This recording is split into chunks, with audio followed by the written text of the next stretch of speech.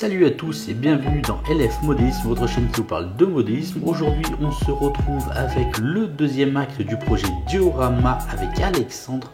Rappelez-vous, la semaine dernière, lors de son passage dans le magazine du modélisme, il nous avait fait l'amitié de nous présenter le projet pour présenter la 241 P16 de chez Altaïa, la Mountain, une superbe construction. Pour la mettre en valeur, il a pensé à faire quelque chose de très différent avec une table à repasser.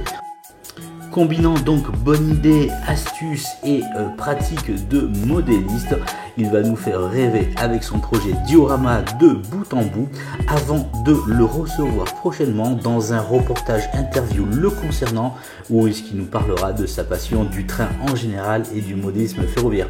Allez, sans plus attendre, on retrouve donc Alexandre nous montrer donc la continuation de son projet.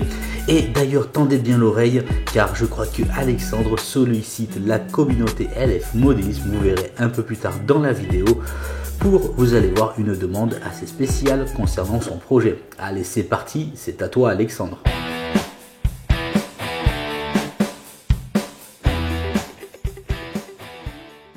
Voilà, donc là, le quai est fini. Donc j'ai collé pour les bordures de quai de la bande Redutex que j'ai acheté, qui est autocollante, donc que j'ai découpé aux bonnes dimensions et que j'ai collé après sur la face avant du quai. Elle est grise, voilà, elle est gris calcaire. Bon, c'est ils mettent bloc de pierre calcaire. Ok, je l'ai patiné. Vous voyez qu'elle a plus la même teinte. Donc en fait, ce que j'ai fait, bêtement, j'ai pris de la terre à décor de la marque Zébulon. Je suis pas sûr que la marque existe toujours parce que c'est des pots de terre à décor, j'en ai 4. J'ai de l'ombre naturelle, de la terre calcinée, du noir de vigne et la quatrième c'est un marron aussi, mais je me rappelle plus lequel. C'est des pots que j'ai achetés il y a près de 10 ans. Et je les ai appliqués avec un pinceau fin comme ceci, tout plat spécial dry brush de chez Prince Auguste. Donc voilà, donc j'applique ça sur le Redutex avec le pinceau. S'il y en a trop, je souffle un coup. Je suis un grand adepte de la terre à décor, j'en utilise beaucoup pour la patine de mon décor et aussi la patine de mon matériel roulant parce que sur certains endroits, c'est super agréable. Et pour fixer tout ça, voilà, je vais prendre une bombe de vernis mat de chez AMF 87. Ils ont une gamme de bombes aussi bien vernis que peinture au niveau des teintes exactes SNCF qui est assez remarquable et pour pas très cher. Donc franchement, si vous connaissez pas, allez voir sur leur site AMF 87. Ils ont un choix de bombes et moi j'en ai utilisé des bombes de peinture pour repeindre du matériel, c'est génial. Donc voilà, donc le quai est fini. Je vais vernir tout ça, donc je vais intercaler là pour éviter d'abîmer les voies un petit bout de carton pour vernir la bordure de quai qui est ici. Et bien, alors là, je viens de finir de patiner la voie que j'ai fini de poser. Alors, pour la patine de la voie, j'ai deux teintes que j'ai utilisées. Donc pour les traverses, j'ai utilisé ceci, du marron mat de chez PBO. Ça c'est de la peinture à l'eau, c'est de l'acrylique à l'eau. Donc voilà, le rendu il est quand même assez sympa. Et pour les rails, je sais pas là si vous voyez bien, il y a deux teintes. Donc pour les rails, j'ai pris du mat 70 de chez Umbrol Enamel. Donc voilà, pour les flancs de rail, j'ai pris cette teinte là. Donc voilà, là j'ai pris les deux teintes, donc ces deux teintes là pour la voie, donc traverse, rail. Et maintenant, je vais ballaster tout ça. On passe tout de suite au ballastage de la voie.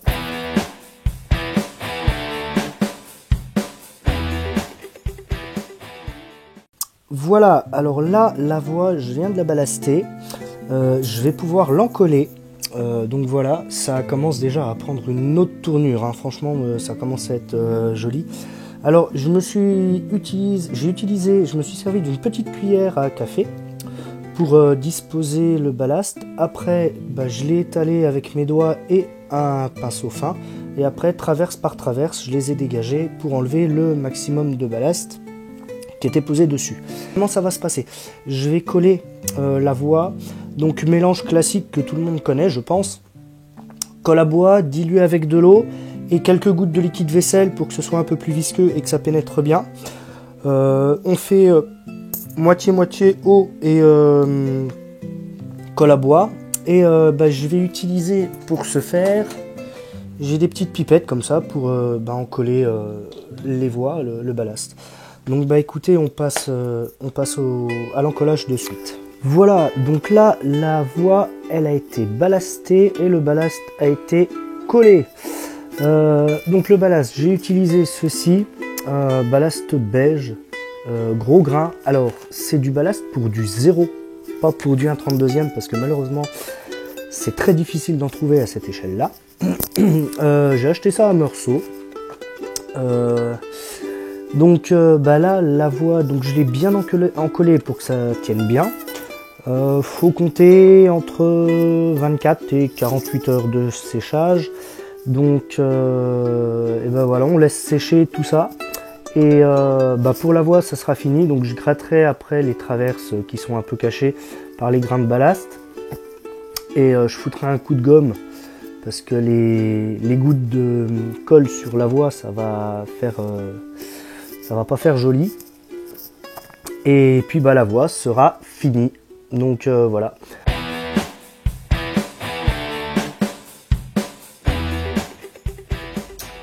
Bien, alors voilà, la voie est finie de ballaster. Le ballast, la colle est sèche. J'ai gratté l'excédent de ballast qui était sur les traverses pour que ça fasse un peu plus joli. Ce que je vais faire, c'est que je vais coller un petit peu de mauvaise herbe histoire de donner un petit peu plus de volume à la voie.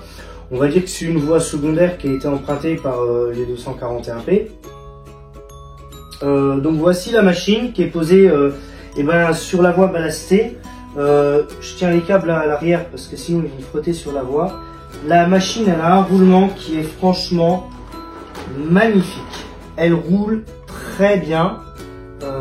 Elle est vraiment sublime. Je vais coller un chauffeur, enfin un mécanicien ici, un chauffeur en cabine. Le mécanicien, je vais le mettre là, on va dire que c'est pendant l'arrêt en gare, il fait son petit tour de graissage comme d'habitude. Donc voilà.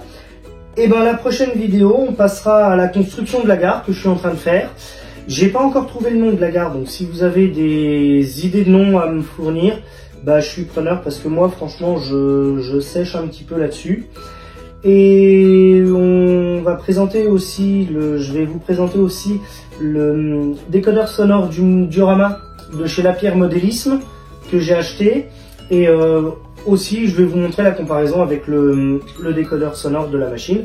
Ça sera dans les prochains numéros qui suivront. Donc je pense faire déjà la gare et après on fera le module sonore et je vous montrerai l'installation du décodeur sonore, du module sonore sur le diorama. Allez, je vous dis à la prochaine, ciao. Voilà, c'était donc le second acte avec Alexandre de son projet de diorama pour la 241 P16 Mountain de chez Altaïa.